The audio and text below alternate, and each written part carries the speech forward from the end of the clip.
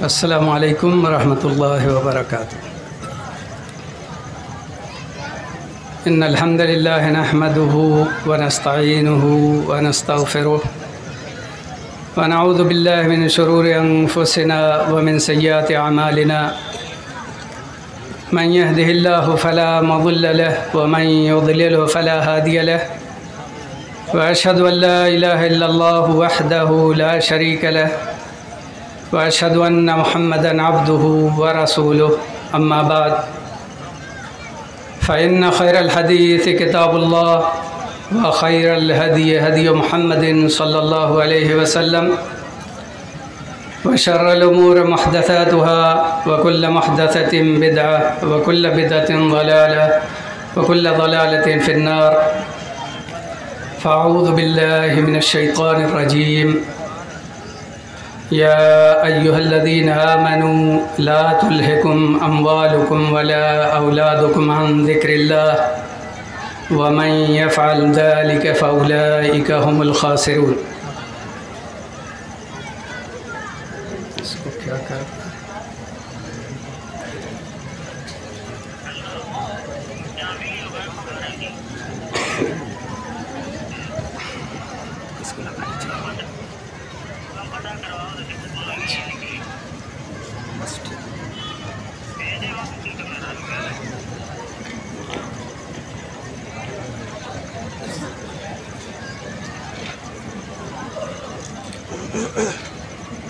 محترم حاضرین جلسہ،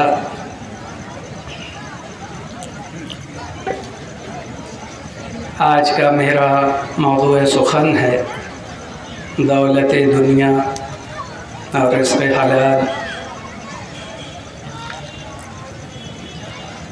میں نے آیت پڑھی، اس میں اللہ رب العالمین نے یہ ذکر کیا ہے کہ اے ایمان والو، تمہارے مال اور تمہاری اولاد تمہیں اللہ کے ذکر سے غافل نہ کر دے،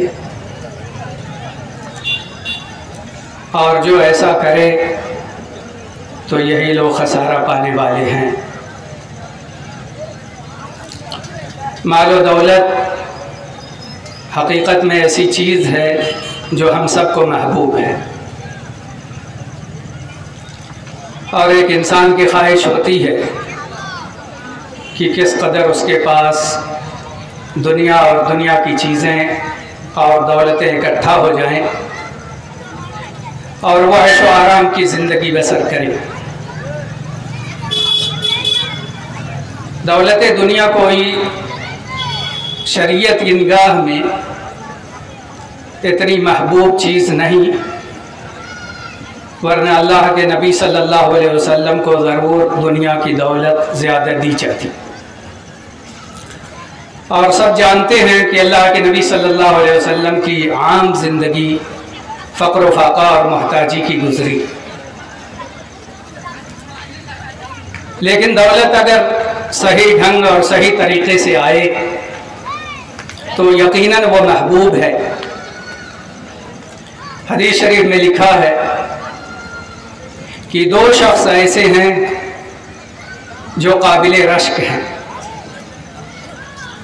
ایک ایسا عالم اور قاری جو رات دن قرآن کی تلاوت کرتا اور اس کی تعلیم دیتا ہے اور اس پر عمل کرتا ہے، دوسرا ایسا مال و دولت کا مالک کہ جو رات دن اللہ کے راستے میں خرچ کرتا ہے۔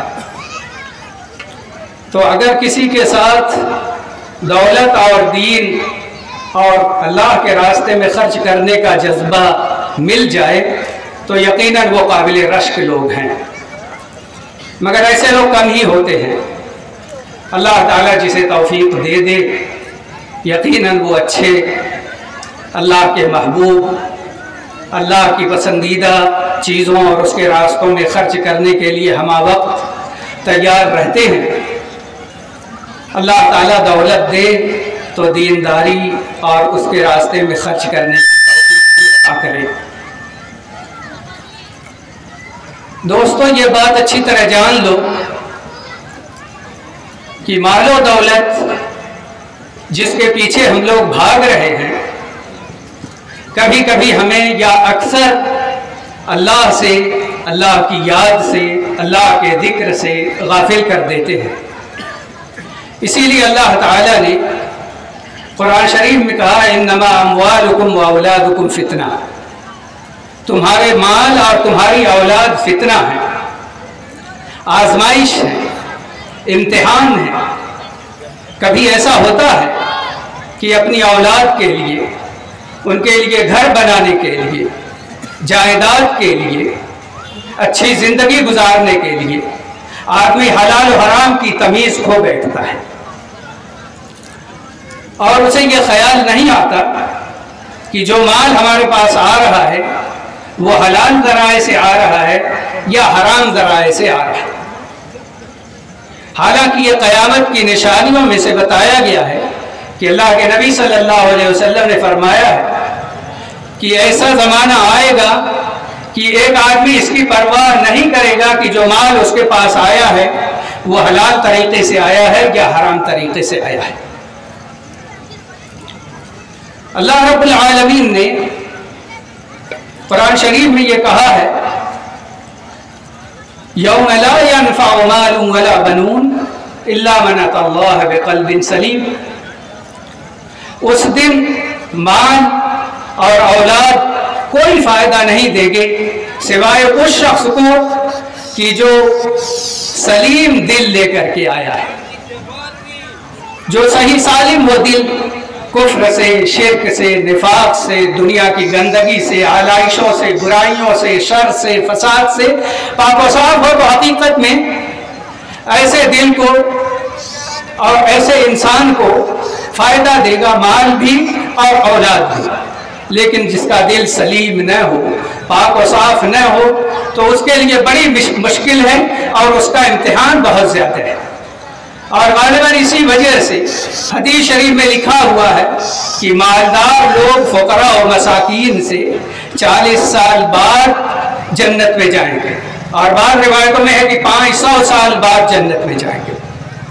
تو یہی اسی وجہ سے ہے کہ مالداروں کا امتحان زیادہ ہوگا اور ان کا حساب و کتاب زیادہ ہوگا، اور اس کی وجہ سے انہیں جنت میں جانے میں تاخیر ہو جائے گا۔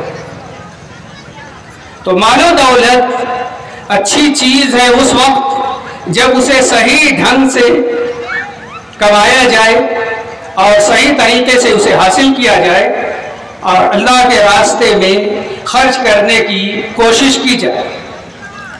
اللہ رب العالمین کا ارشاد ہے یا ایھا الناس کلوا مما فی الارض حلالا طیبا، لوگوں جو حلال اور پاکیزہ رزق اللہ نے دیا ہے اسے کھاؤ۔ اور اللہ رب العالمین کا ارشاد ہے یا ایھا الذین آمنوا کلوا من طیبات ما رزقناکم، جو ہم نے تمہیں رزق دیا ہے اس میں سے پاکیزہ رزق کھاؤ۔ پاکیزہ اور حلال ہونا ضروری ہے۔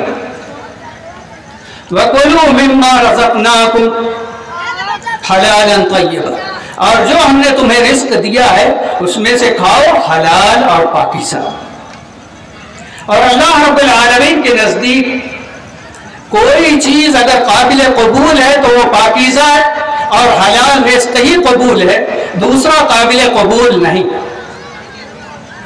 اللہ کے نبی صلی اللہ علیہ وسلم نے حدیث میں بیان فرمایا ہے اور اس کا ذکر کیا ہے۔ اللہ رب العالمین نے رسولوں کو اسی بات کا حکم دیا ہے جو مومنوں کو حکم دیا۔ رسولوں کو حکم دیا، مومنوں کو حکم دیا حلال رزق کھانے کا۔ اللہ رب العالمین کا ارشاد ہے یا ایھا الرسول کلوا من الطیبات واعملوا صالحا، اے رسولو پاکیزہ رزق کھاؤ اور نیک عمل کرو۔ اور اللہ رب العالمین کا ارشاد ہے یا ایھا الذین آمنوا کلوا من طیبات ما رزقناکم، اے ایمان والو جو ہم نے تمہیں رزق دیا ہے اس میں سے پاکیزہ رزق کھاؤ۔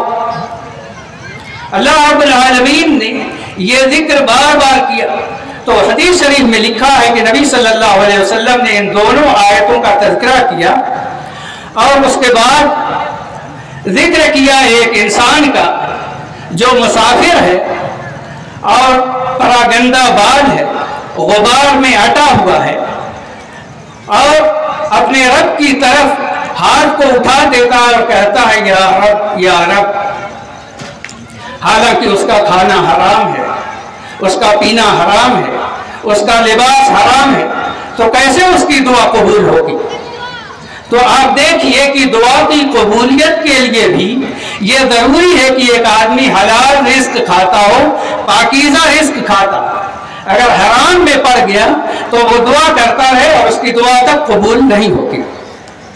تو اللہ رب العالمین نے انبیاء اور رسول کو جن باتوں کا حکم دیا، مومنوں کو بھی اسی بات کا حکم دیا۔ یہ بات اکثر لوگ جانتے ہوں گے کہ مسافر کی دعا قبول ہوتی ہے، رد نہیں ہوتی، لیکن وہی مسافر اگر حلال رزق سے دور رہتا ہے اور حرام کماتا اور کھاتا ہے تو وہ دعا کرے اس سفر میں بھی پراگندہ حال ہو تب بھی اس کی دعا اللہ کی بارگاہ میں مقبول نہیں۔ اور اسی لیے اللہ کے نبی صلی اللہ علیہ وسلم نے فرمایا ما اکل احد طعاما قط خیرا من ان یاکل من عمل یده وکان نبی اللہ داود علیہ السلام یاکل من عمل یده۔ نبی صلی اللہ علیہ وسلم نے اس حدیث میں بیان فرمایا کہ کوئی آدمی اس سے بہتر کھانا نہیں کھایا جو کہ اپنے ہاتھ کی کمائی کھاتا ہے، اس کا کھانا سب سے بہتر کھانا ہے۔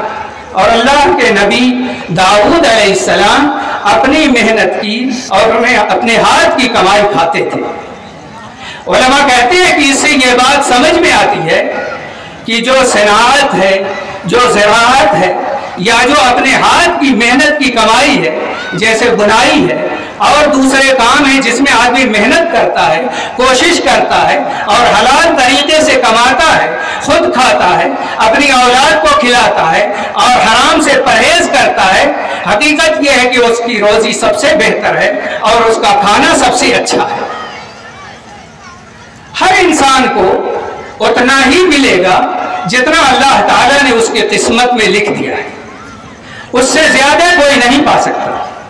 اس لیے چاہیے کہ ہم لوگ جو رزق طلب کرتے ہیں وہ جائز طریقے سے طلب کریں، بہرحال وہ ساری چیزیں ہمیں مل کر رہے گی جو اللہ رب العالمین نے ہماری قسمت میں لکھ دی ہے، اسے کوئی چھین نہیں سکتا۔ تو رزق حلال کے لیے کوشش کرنا اور محنت اور مزدوری کی کمائی یہ بہترین کمائی ہے اور یہ کھانا سب سے اچھا کھانا ہے۔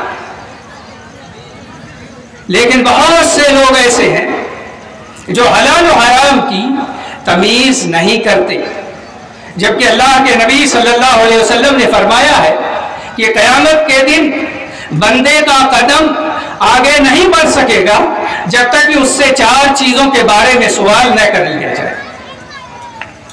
اس کی عمر کے بارے میں سوال کیا جائے گا کہ اس عمر کو اس نے کہاں گزارا ہے، کن کاموں میں گزارا ہے۔ اس کے علم کے بارے میں سوال کیا جائے گا کہ اس نے اس پر کس قدر عمل کیا ہے۔ اس کے مال کے بارے میں اس سے سوال کیا جائے گا کہ اس نے کہاں سے کمایا ہے اور کہاں خرچ کیا، اور اس کے جسم کے بارے میں بھی سوال کیا جائے گا کہ اس جسم کو کس کام پہ لگایا اور اپنی زندگی اور عمر بسر کی۔ تو ان 4 چیزوں کے بارے میں جب تک سوال نہ کر لیا جائے تب تک وہ آگے نہیں بڑھ سکے گا۔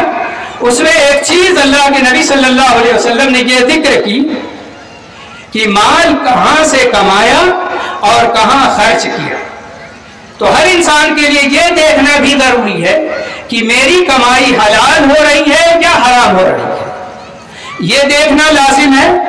اور اس کے ساتھ یہ دیکھنا بھی لازم ہے کہ میں نے جو مال اپنے پاس رکھا ہوا ہے اسے کہاں خرچ کر رہا ہوں، کیا اللہ رب العالمین کی اجازت ہے فلاں جگہ خرچ کرنے کی یا نہیں ہے۔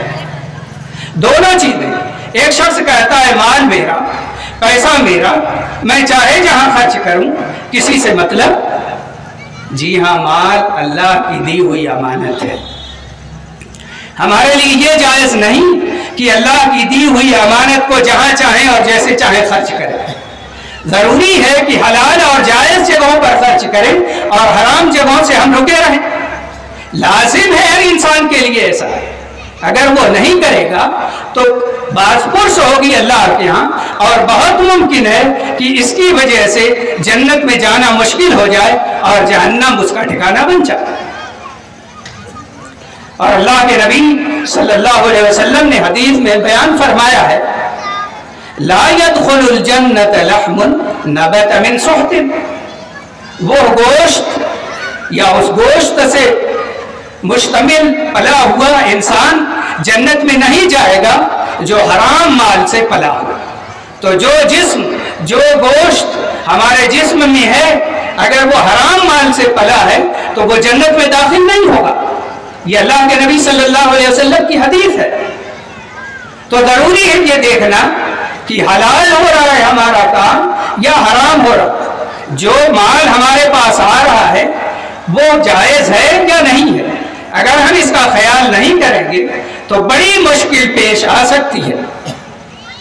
اب میں یہ بتا دوں کہ بہت سے ایسے ذرائع جو ہمارے سامنے ہیں اور حرام طریقے کے ہیں، ان میں ایک چیز ہے دھوکہ دہی. دھوکے سے کسی کا مال لینا، کسی کو دھوکہ دینا. اس تعلق سے ایک حدیث موجود ہے کہ اللہ کے نبی صلی اللہ علیہ وسلم کا گزر ہوا بازار میں، مارکیٹ میں. ایک آدمی غلہ بیچ رہا تھا تو اللہ کے نبی صلی اللہ علیہ وسلم نے اپنا ہاتھ اس غلے میں ڈالا اور ڈال کر نکالا تو آپ کی انگلیاں بھیگ گئی تھی. نبی صلی اللہ علیہ وسلم نے فرمایا یہ کیا ہے؟ اس نے کہا بارش ہو گئی تھی اس کی وجہ سے غلہ بھیگ گیا. تو اللہ کے نبی صلی اللہ علیہ وسلم نے فرمایا کہ بھیگے ہوئے کو اوپر کیوں نہیں کر دیے تاکہ لوگ دیکھ لیتے. من غش فلیس منی. جو دھوکہ دے وہ مجھ میں سے نہیں ہے. اور دوسری روایت میں من غشنا فلیس منا. جو ہمیں دھوکہ دے وہ ہم میں سے نہیں ہے. دین اسلام دھوکہ دہی کا نام نہیں ہے. دین اسلام میں دھوکہ دینے کی تعلیم نہیں دی جاتی. دین اسلام میں تو ہر بات کھول کر صاف ستھری بیان کر دی جاتی ہے. اور اسی لیے حدیث شریف میں لکھا ہے کہ جب البیعان بالخیار، خرید و فروخت کرنے والوں کو اختیار ہوتا ہے، جب یہ دونوں سچ بولتے ہیں اور ہر بات کو کھول کر سامنے رکھ دیتے ہیں تو اللہ تعالیٰ اس میں برکت رکھ دیتا ہے. اور اگر وہ چھپاتے ہیں اور جھوٹ بولتے ہیں تو اس سے برکت چھین لی جاتی ہے. چاہے مارکیٹ میں کپڑے کی دکان ہو، غلے کی دکان ہو یا اور دوسری جگہ ہو، ہم اور آپ خریداری کے لیے جاتے ہیں. اب ایسے موقع پر جو شخص بیچ رہا ہے اگر مال میں عیب ہے اور اس نے اسے بتا دیا کہ یہ عیب ہے، یہ خرابی ہے اور یہ صاف ستھرا مال ہے، یہ اتنے کا ہے اور یہ اتنے کا ہے، تو اللہ رب العالمین اس کے مال میں، اس کی تجارت میں برکت رکھ دے گا. لیکن اگر وہ صاف ستھری جگہوں کو دکھا دے اور جہاں عیب ہے، خرابی ہے، اس کو چھپا دے تو ایسی صورت میں برکت وہاں سے چھین لی جاتی ہے. حدیث شریف میں لکھا ہے کہ وہ بیان کر دے، ساری چیزیں بتا دے، کھول کر رکھ دے تو اللہ رب العالمین اس میں برکت رکھتا ہے. اور اگر وہ چھپا لے اور جھوٹ بولے تو اس سے برکت چھین لی جاتی ہے. تو ایک انسان کو یہ چاہیے کہ جو کچھ بھی معاملہ کرے صاف ستھرا کرے، سچ بولے، بات واضح کر دے، کوئی بات چھپائے نہیں، جھوٹ نہ بولے، لوگوں کو دھوکہ نہ دے، کیونکہ دھوکہ دینا مسلمان کا کام نہیں. مسلمان دھوکہ نہیں دیتا. اللہ کے نبی صلی اللہ علیہ وسلم نے دھوکہ دینے سے منع فرمایا، بلکہ آپ نے فرمایا کہ وہ مجھ میں سے نہیں. مجھ میں سے نہیں کا مطلب یہ ہے کہ وہ مسلمانوں کے طریقے پر نہیں، وہ ہمارے طریقے پر نہیں. نبی صلی اللہ علیہ وسلم کا جو طریقہ ہے، صحابہ کرام کا جو طریقہ ہے، اچھے مسلمانوں کا جو طریقہ ہے، دھوکہ دینے والا اچھے مسلمانوں کے طریقے پر نہیں ہے، وہ اپنے نبی صلی اللہ علیہ وسلم کے طریقے سے دور ہے۔ تو دھوکے سے بچا جائے، کسی کو دھوکہ نہ دیا جائے، جھوٹ نہ بولا جائے، خیانت نہ کی جائے، بلکہ صاف ستھرا معاملہ کیا جائے تو اللہ تعالیٰ اس میں خیر، اس میں برکت، اس میں بھلائی اور اچھائی رکھ دیتا ہے۔ اسی طریقے سے معاشرے میں ایک چیز جو حرام طریقے سے آتی ہے وہ ہے رشوت۔ ایک آدمی کسی کو رشوت دے کر حقیقت میں دوسرے کا حق خود لینا چاہتا ہے، اور اسی لیے اللہ کے نبی صلی اللہ علیہ وسلم نے لعنت بھیجی ہے رشوت دینے والے پر بھی اور رشوت لینے والے پر بھی، دونوں پر لعنت بھیجی ہے۔ اور لعنت یہ سب سے سخت لفظ ہے جو دین اسلام میں استعمال کیا گیا ہے۔ لعنت کا معنی ہے الطرد والابعاد عن رحمت اللہ، کسی کو بھگا دینا اور اللہ کی رحمت سے دور کر دینا۔ اللہ تعالیٰ اپنے دربار سے کسی کو بھگا دے تو یہ گویا کی لعنت ہے۔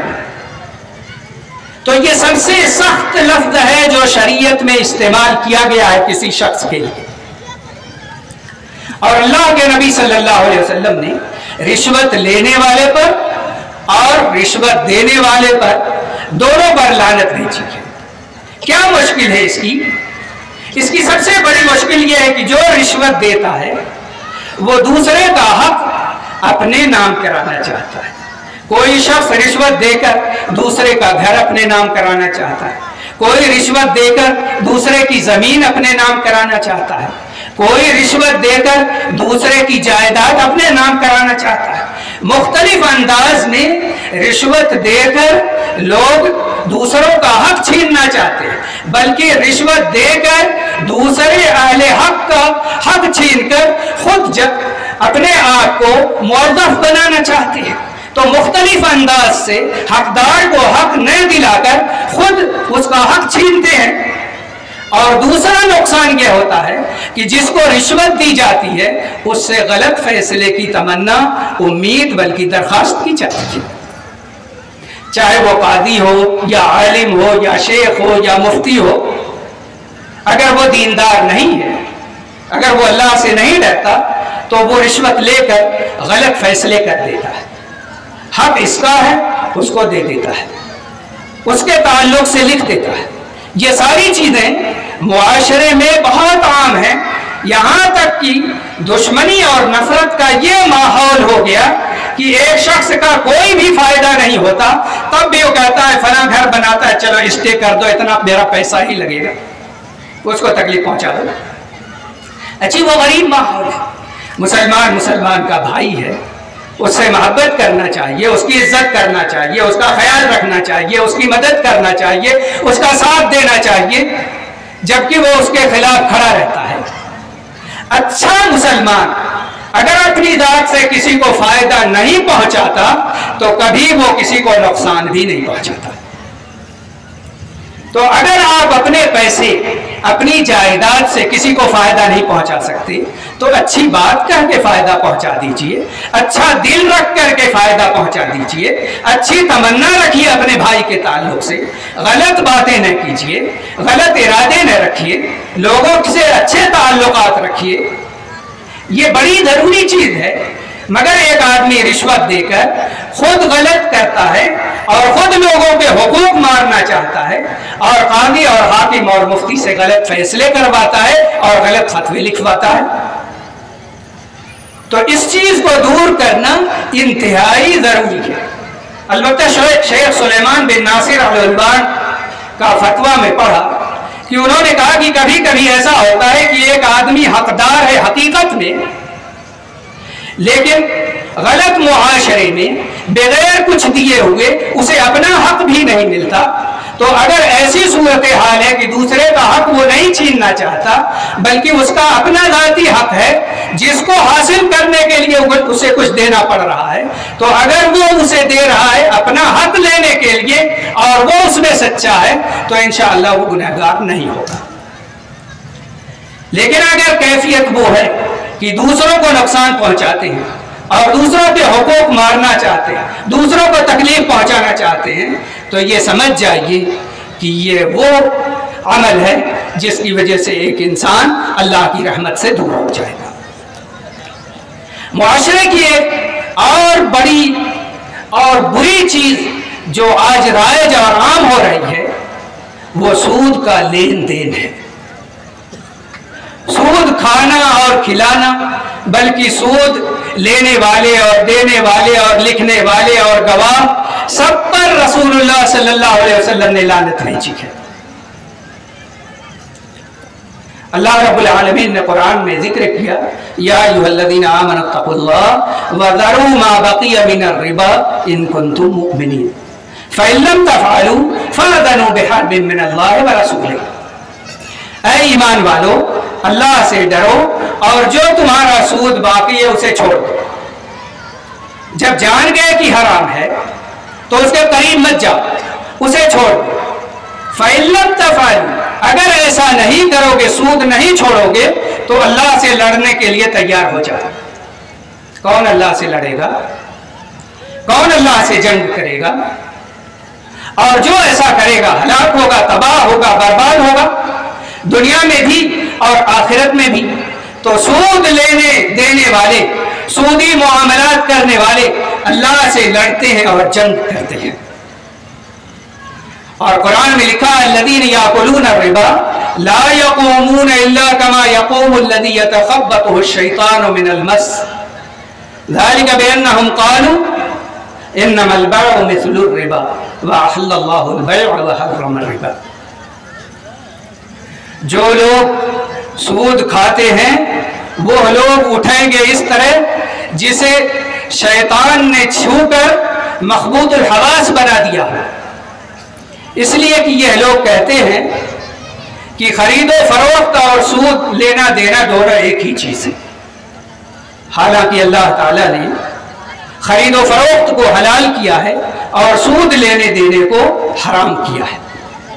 بعض لوگوں کا خیال یہ ہے کہ ذاتی طور سے جو ہم لوگ سود ایک دوسرے سے لیتے دیتے ہیں یہ تو حرام ہے، لیکن بینکوں سے جو سود ہم لیتے ہیں وہ حرام نہیں۔ اس طرح کا خیال اور مزاج بہت سے لوگ رکھتے ہیں، اور بہت سے علماء کے فتوے بھی آپ کو مل جائیں گے، صحیح چیزوں کے فتوے بھی، غلط چیزوں کے فتوے بھی، چاہے وہ سود بینک کا ہو یا انفرادی طور سے ہو۔ کیا اللہ تعالیٰ نے یہ کہا ہے کہ بینکوں کے سود تمہارے لیے حلال ہیں اور ذاتی طور پہ جو سود تم لوگ لوگے وہ حرام ہیں؟ کیا اللہ تعالیٰ نے فرق کیا ہے؟ آپ کہیں گے نبی صلی اللہ علیہ وسلم کے زمانے میں بینک وغیرہ اس طرح نہیں تھے جو آج ہیں، تو کیا اللہ تعالیٰ نہیں جانتا تھا کہ بعد میں بینک بنیں گے اور پیدا ہوں گے اور وہاں پہ لوگ اپنے پیسے رکھیں گے اور یہ معاملات ہوں گے؟ ہم لوگ نہیں جانتے آئندہ کی بات اور غیب کی بات اور قیامت تک کی بات، تو کیا اللہ بھی نہیں جانتا؟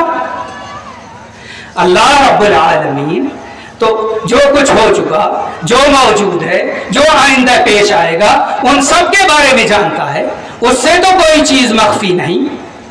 پھر جب اللہ رب العالمین نے یہ تفریق نہیں کی تو ہم لوگ اپنے ذاتی فائدے کے لیے یا بظاہر فائدے کے لیے کہنا شروع کر دیتے ہیں اس طرح حلال ہے اور اس طرح حرام ہے۔ ہماری مرضی کے فتوے تو نہیں چلتے، اللہ رب العالمین جو احکام نازل کر دے ان احکامات پر عمل کرو، اسی میں ساری بھلائی اور اسی میں خیر ہے۔ سود لینے اور دینے والوں میں خود غرضی ہوتی ہے، یہ کبھی دوسرے کا فائدہ نہیں اس کا نقصان چاہتے ہیں، اور اگر وہ وقت پر نہ دے تو اس کی جان نکال کر رکھتے ہیں۔ عجیب کیفیت ہوتی ہے۔ دین اسلام کا مزاج یہ ہے کہ لوگوں کے ساتھ ہمدردی کرو، خیر خواہی کرو، لوگوں کی مدد کرو، ان کے کام آؤ۔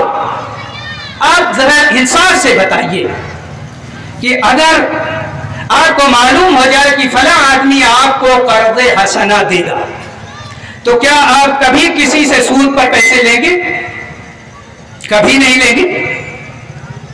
اگر آپ یہ جان جائیں کہ فلاں آدمی آپ کو قرض دے رہا ہے اور اس پر بڑھا کر کچھ نہیں لے گا تو یقیناً آپ اسی سے لیں گے، کبھی اس کے پاس نہیں جائیں گے جو سود پر دیتا ہے۔ آپ کہتے ہیں یہ میری مجبوری ہے، کاروبار بڑھانے کے لیے، بڑی گاڑی خریدنے کے لیے، فلاں کام کے لیے، بڑے پیمانے پر عمل کرنے کے لیے مجھ کو سود کی ضرورت ہے اور لون کی ضرورت ہے، اور اس کے بغیر میرا کاروبار آگے نہیں بڑھے گا۔ اس دنیا میں بہت سے ایسے دیندار تاجر ہیں جو بغیر سود کے اپنے سارے کاروبار کرتے ہیں، اور اللہ تعالیٰ نے ان میں خیر اور برکت رکھی ہے۔ یہ کوئی ضروری نہیں، آپ بغیر سود لیے اور دیے ہوئے اپنے کاروبار کو بڑھائیے اور دیکھیے کس طرح اللہ تعالیٰ اس میں خیر اور برکت رکھتا ہے۔ سود لینا کوئی ضروری نہیں ہے، گورنمنٹ کا اپنا نظام ہے، ان کا اپنا قانون ہے۔ ہمارے لیے دین اسلام میں جو تعلیمات ہیں اس پر عمل کرنا ضروری ہے۔ کوئی کہتا ہے ہندوستان دارالحرب ہے اس لیے یہاں پہ سود لینا اور دینا جائز ہو جائے گا، تو اگر دارالحرب ہے تو کیا حرام چیز یہاں حلال ہو جائے گی؟ کیا سور کا گوشت کھاؤ گے؟ کیا شراب پیو گے؟ کیا لوگوں کے مال ہڑپ کرو گے؟ کیا ساری حرام چیزیں حلال ہو جائیں گی ہندوستان میں رہنے کی وجہ سے؟ یہ کون سی باتیں ہیں؟ تو عجیب و غریب لوگ فتوے دیں گے، عجیب و غریب باتیں کریں گے، اور اس کے بعد حرام چیزیں کھائیں گے اور سودی کاروبار کریں گے۔ آپ کو بتاؤں، اللہ کے نبی صلی اللہ علیہ وسلم نے فرمایا درہم ربا یاکلہ الرجل وہو یعلم اشد من 36 زنیہ۔ ایک درہم سود کا جو جان بوجھ کر کے آدمی کھاتا ہے وہ 36 بار زنا کرنے سے زیادہ برا ہے۔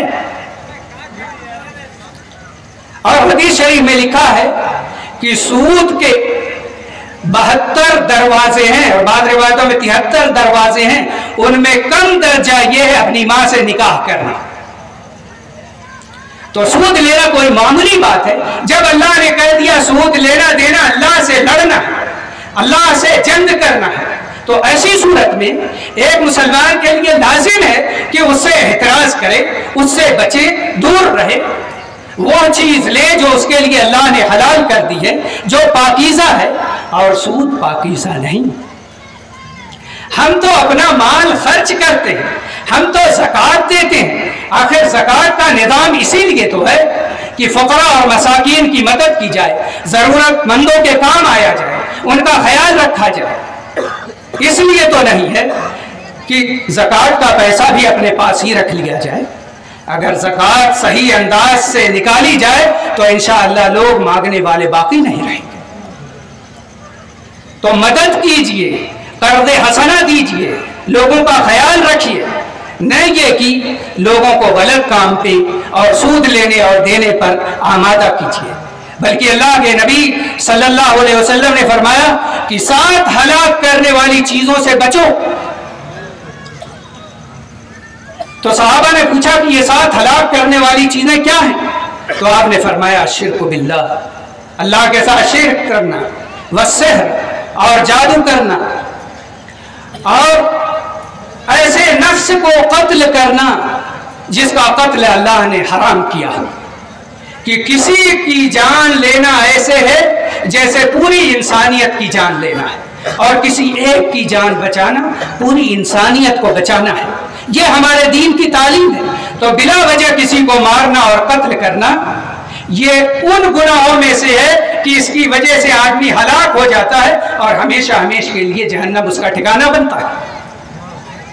واکل الربا، اور سود کھانا ہے، واکل مال الیتیم، اور یتیم کا مال کھانا ہے، والتولی یوم الزحف، اور میدان جنگ سے بھاگ جانا ہے، وقذف المحصنات الغافلات المؤمنات، اور پاک دامن مومن غافل عورتوں پر تہمت لگانا۔ یہ سب چیزیں ایسی ہیں جس کی وجہ سے آدمی ہلاک، تباہ اور برباد ہو جاتا ہے، اور اسی میں سود کھانا بھی موجود ہے۔ ایک حدیث میں اللہ کے نبی صلی اللہ علیہ وسلم نے ذکر کیا کہ آج رات میں نے دیکھا کہ 2 آدمی میرے پاس آئے اور مجھے لے کر مقدس سرزمین کی طرف گئے، اور پھر مجھے پہنچا دیا ایک ندی کے پاس، اور ندی ایسی تھی کہ وہ خون کی ندی تھی۔ اس میں نے دیکھا کہ ایک شخص بیچ میں کھڑا ہوا ہے اور دوسرا شخص ندی کے کنارے بہت سے پتھر جمع کیے ہوئے بیٹھا ہے۔ ندی میں، خون کی ندی میں موجود وہ شخص جب باہر نکلنے کے لیے کنارے آتا ہے تو یہ شخص پتھر اس کے منہ پر مارتا ہے، اس قدر مارتا ہے کہ پھر دوبارہ وہ واپس اسی جگہ بیچ میں پہنچ جاتا ہے، پھر آنے کی کوشش کرتا ہے، پھر یہ اس کے منہ پر مارتا ہے، پھر وہ واپس چلا جاتا ہے۔ اسی طرح مسلسل یہ عمل ہو رہا ہے۔ تو میں نے پوچھا یہ کیا ہے؟ تو اللہ کے نبی صلی اللہ علیہ وسلم کو بتایا گیا کہ یہ سود کھانے والا شخص ہے جو اس خون کی ندی میں کھڑا ہوا ہے، اور دوسرا شخص مسلسل اس کے منہ پر پتھر مار رہا ہے تاکہ وہ اس سے نکل نہ سکے۔ تو یہ عذاب ہے جو سود کھانے والے کو ہو رہا ہے، اور یہ صحیح حدیث اللہ کے نبی صلی اللہ علیہ وسلم نے صحابہ کو بیان کی۔ تو اس سے آپ یہ اندازہ لگائیے کہ سود کا لین دین کتنا برا ہے اور کتنا خراب ہے، اور اس کے قریب جانا، بعض علماء سے تو میں نے سنا کہ انہوں نے کہا کہ اگر تم نکال کر غریبوں ہی کو دیتے ہو تو پہلے چھوتے اور ہاتھ پہ لیتے تو ہو، قبضہ تو کرتے ہو، تو اس طرح زنا کے ارتکاب کا گناہ تو تمہارے سر ہوتا ہے، تو اس کے قریب جانا ہی کیوں؟ تو حقیقت یہ ہے کہ ایسے اعمال سے دور رہنا چاہیے جس سے ہمارے دین نے، شریعت نے روکا ہے اور منع کیا ہے، بلکہ حلال کمائیے، محنت کی کمائی کھائیے، چاہے اللہ آپ کو تھوڑا دے یا زیادہ دے، کوئی ضروری نہیں ہے کہ آپ حلال اور محنت کا کمائیں تو کم ہی میں رہیں۔ اگر محنت کی بھی کمائی ہو اور اللہ تعالیٰ اس میں خیر و برکت رکھ دے تو وہ کہیں زیادہ ہو جاتا ہے، لیکن اگر محنت کی کمائی نہ ہو، حلال نہ ہو، حرام سے آیا ہو، تو جس طرح آتا ہے ویسے ہی چلا جاتا ہے، اس میں برکت نہیں رہتی، وہ مال رکتا نہیں۔ حلال طریقے سے آیا ہوا مال ہی آپ کے پاس رکے گا، اور اسی میں خیر اور اسی میں بھلائی ہے۔ اسے کمائیے اور اسے ہی خرچ کیجئے، لینے والے مت بنیے، دینے والے بنیے۔ اوپر والا ہاتھ نیچے والے ہاتھ سے بہتر ہے، یعنی دینے والے بنیے، لینے والے مت بنیے۔ دین اسلام مانگنے کی تعلیم نہیں دیتا، دین اسلام خرچ کرنے کی تعلیم دیتا ہے۔ وَأَنفِقُوا مِمَّا رَزَقْنَاكُمْ مِنْ قَبْلِ أَنْ يَأْتِيَ أَحَدَكُمُ الْمَوْتُ فَيَقُولَ رَبِّ لَوْلَا أَخَّرْتَنِي إِلَىٰ أَجَلٍ قَرِيبٍ فَأَصَّدَّقَ وَأَكُن مِّنَ الصَّالِحِينَ۔ تم لوگ خرچ کرو، وَأَنفِقُوا مِمَّا رَزَقْنَاكُمْ، جو ہم نے تمہیں رزق دیا ہے اس میں سے خرچ کرو، اس سے پہلے کہ موت کا وقت آ جائے اور پھر کہو کہ اللہ تھوڑی مہلت دے دے تاکہ میں خرچ کر لوں اور صالحین اور نیکوں میں سے بن جاؤں۔ اس وقت فرصت نہیں ملے گی، موقع نہیں ملے گا، پہلے ہی خرچ کر لو۔ خرچ کرنے کا بڑا فائدہ ہے۔ اللہ کے نبی صلی اللہ علیہ وسلم نے فرمایا کہ ایک شخص ایک کھجور کے برابر بھی اگر پاکیزہ اور حلال روزی سے صدقہ کرتا ہے تو اللہ رب العالمین اسے اپنے داہنے ہاتھ سے قبول کرتا ہے اور پھر اس کی پرورش کرتا ہے، اس کو پالتا ہے، اسی طرح جیسے تم میں سے کوئی آدمی اپنے گھوڑے کے بچے کی پرورش کرتا ہے اور اس کو پالتا ہے، یہاں تک کہ کھجور کے برابر جو حلال رزق سے آپ نے صدقہ کیا ہے اللہ تعالیٰ اس کی پرورش کرتا ہے یہاں تک کہ وہ پہاڑ کے برابر ہو جاتا ہے۔ یہ کیفیت ہوتی ہے۔ تو خرچ کرو، خرچ کرنے کے بڑے فوائد ہیں، یہاں تک کہ آپ کے پاس مریض ہے، اس کا علاج کر کر کے تھک گئے ہیں اور کسی طرح ٹھیک نہیں ہوتا، صدقہ کرو۔ اللہ کے نبی صلی اللہ علیہ وسلم نے فرمایا داؤوا مرضاکم بالصدقہ، اپنے بیماروں کا صدقہ کے ذریعے سے علاج کر۔ تو صدقہ تو خیرات کے بڑے فوائد ہیں۔ صدقہ کرنے سے غریبوں کی محبت پائیں گے اور آپ ان کے قریب آئیں گے، اور معاشرے میں محبت، مودت اور اخلاق، بھائی چارگی کو فروغ ملے گا۔ یہ ساری چیزیں حاصل ہوں گی جب ہم خرچ کریں گے، کسی کو دیں گے، کسی کی مدد کریں گے، کسی کا ساتھ دیں گے، اور یہی چیز ہونی چاہیے۔ جو حرام تجارت وغیرہ کے تعلق سے میں نے بات کی ہے، بہت ممکن ہے کہ بعض لوگوں کو میری بات اچھی نہ لگے یا اسے نہ سمجھ میں آئے، تو اسے ان معاملات کی، خاص طور سے سودی معاملات وغیرہ کی مزید تحقیق کر لینا چاہیے، بڑے علماء سے پوچھ لینا چاہیے تاکہ اسے اطمینان ہو جائے۔ اور اگر کسی کے دل میں عجیب کیفیت ہے کہ کسی عالم سے سن لیا کہ وہ حلال ہے اور کسی سے سن لیا کہ حرام ہے، اور اس کے اندر اضطرابی کیفیت موجود ہے، تو ہمیشہ ایسی صورت میں ایک نظام یاد رکھو۔ وہ نظام کیا ہے؟ الحلال بین والحرام بین وبینہما مشتبہات، فمن اتقى الشبہات فقد استبرأ لدینہ وعرضہ ومن وقع فی الشبہات وقع فی الحرام۔ یہ چیز یاد رکھو کہ جو چیزیں حلال ہیں وہ بالکل واضح ہیں، جو چیزیں حرام ہیں وہ بالکل واضح ہیں۔ بعض چیزیں ہمارے نزدیک واضح ہیں، ممکن ہے بعض کے نزدیک واضح نہ ہو، لیکن وہ بہرحال شبہے میں تو ہوگا، اضطرابی کیفیت میں تو ہوگا۔ شبہے کی چیزوں سے بچ جائے گا جو، وہ اپنے دین کو بھی بچائے گا، اپنی عزت کو بھی بچائے گا، اور جو ان شبہے کی چیزوں میں پڑ جائے گا وہ حرام میں پڑ جائے گا۔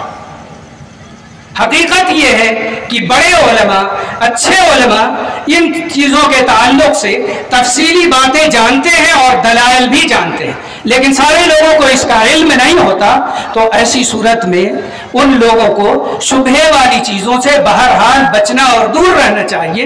اگر وہ اس سے دور رہیں گے تو اپنا دین بھی بچائیں گے اور اپنی عزت بھی بچائیں گے۔